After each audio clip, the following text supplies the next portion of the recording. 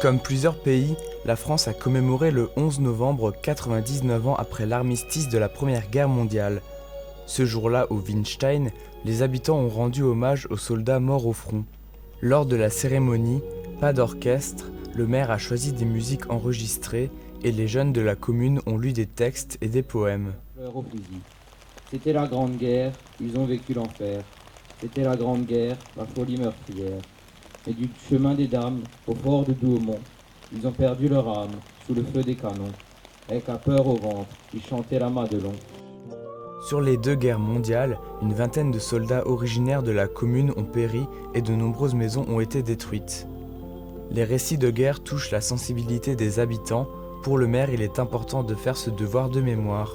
Au monument aux morts mis en place en 1987, on retrouve une plaque avec la devise d'Émile Henriot. Derrière se trouve un trésor historique. Nous avons eu l'originalité de graver ces noms sur un parchemin.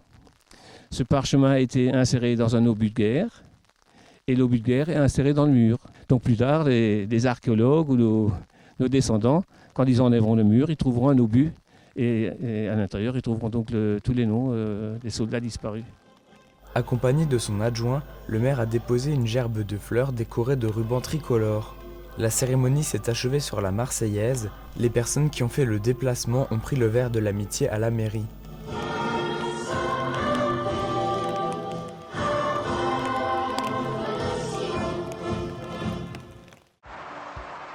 L'Eurométropole de Strasbourg a mis en place la circulation différenciée afin de limiter la circulation des véhicules polluants.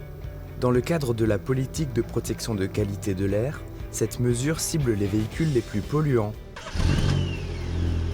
La vignette critère doit être obligatoirement collée sur le pare-brise du véhicule en cas de pic de pollution.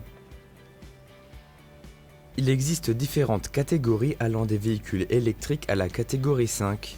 À partir du 3e jour d'alerte de pic de pollution, les véhicules de catégorie 4 et 5 ne seront pas autorisés à rouler.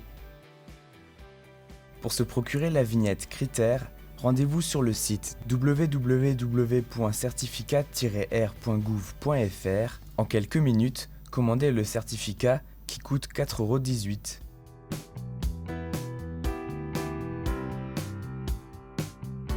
€.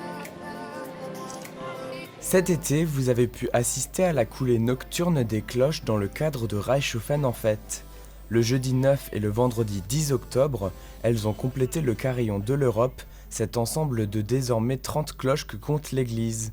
Le 1er mars 1917, plus de 1800 cloches avaient été réquisitionnées dans toute l'Alsace par décret de l'empereur Guillaume II. 100 ans plus tard, le diocèse de Strasbourg a formé le vœu que pour le 11 novembre, de nouvelles soient coulées. Le secrétaire général du Conseil de l'Europe a accordé son patronage et son appellation. Baptisée cloche de la paix, on peut voir le symbole du drapeau européen avec les 12 étoiles et les branches de rameaux. L'entreprise locale de fonderie André Veugelet a soulevé à 19 mètres du sol la cloche de plus de 180 kg. Limitée jusque-là à 2 octaves, l'ensemble est complété par un ré naturel. Comme nous avons déjà tout un patrimoine musical qui est intégré dans l'armoire électrique qui pilote le carillon, il n'y a pas besoin de rajouter beaucoup de choses, mais bien sûr on va d'abord la faire teinter elle-même et puis l'intégrer avec des mélodies en plus, puisque les petites cloches qui seront rajoutées également permettent de mettre des notes aiguës dans le carillon. Le répertoire reprend les hymnes nationaux des États européens, des airs traditionnels français et allemands, des cantiques et des chants de Noël. Pour découvrir les nouvelles sonorités, le carillon joue chaque jour l'hymne local « C'était un soir bataille de Reichshofen » à 14h32 et 18h02. Le geste est devenu banal. On ouvre le robinet et l'eau coule. Pourtant, c'est seulement après-guerre que l'eau courante se développe en France. Pour avoir de l'eau propre à la consommation, il faut la traiter. Début novembre, le syndicat des eaux de Reichshofen et environ invitait les élus et techniciens des communes concernées. Ils visitent la station de traitement renouvelée. Les travaux ont commencé en 2013.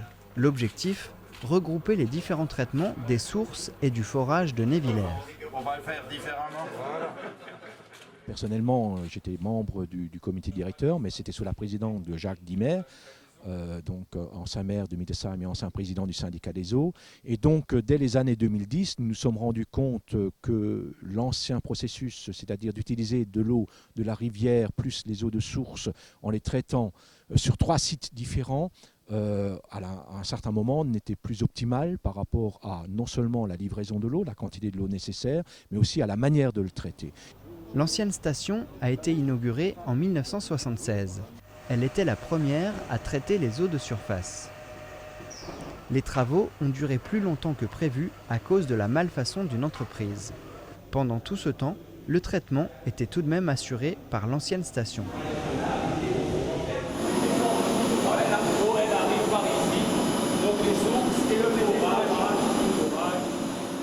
L'usine de traitement est sous contrôle permanent. Des capteurs, des analyses et 3 filtres de 30 mètres cubes sont nécessaires. Donc en fait, ici, on a l'arrivée des eaux des sources qui proviennent de Winstein, Wienerkertal et Dambach, qui sont centralisées, qui arrivent donc dans notre usine et qu'on va donc traiter. Donc on va reminéraliser cette eau qui est trop douce. Et donc pour cela, on va injecter donc du gaz carbonique dans l'eau des sources pour la rendre encore plus agressive, acide. Puis on va la faire passer sur un bassin de calcaire terrestre. Et ce calcaire, en fait, il va se dissoudre au contact du CO2 et il va permettre de reminéraliser l'eau. Donc pour qu'elle atteigne les normes de potabilité exigées par l'ARS, quoi. Un peu moins d'1 million de mètres cubes par an sont traités pour les communes du syndicat des eaux de Reichshofen et environ. La capacité maximale n'est pas atteinte. Actuellement, comme on n'est pas en forte consommation, on tourne en moyenne à 120-130 mètres cubes heure. Toujours heure, mètre cube heure. On parle pas en litres et en... L'été, la production augmente à 250 voire 300 mètres cubes par heure. Mais cette capacité ne doit pas faire oublier l'objectif de tous, préserver les ressources naturelles.